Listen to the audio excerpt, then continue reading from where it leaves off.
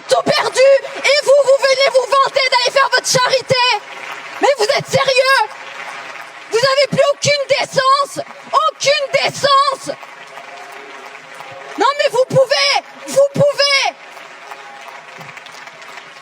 De toute façon, c'est là à la hauteur des arguments. Parce que LFI, quand il s'agissait de voter pour la loi d'urgence pour Mayotte, abstention ou contre.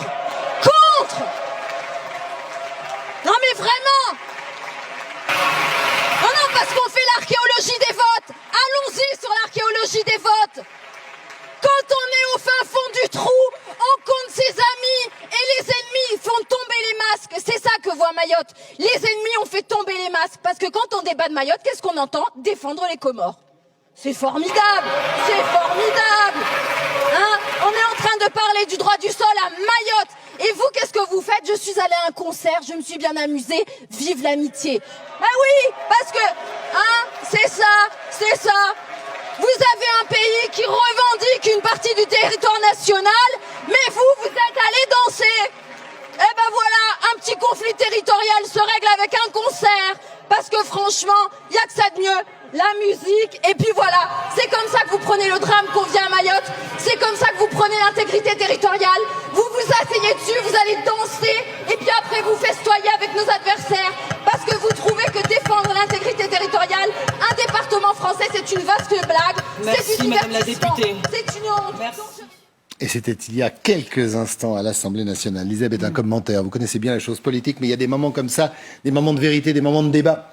Oui, des moments de colère sincère. C'est pas la première fois que cette députée qui représente effectivement avec beaucoup de caractère Mayotte s'empoigne. Elle l'a fait en commission, elle le fait régulièrement avec la France insoumise.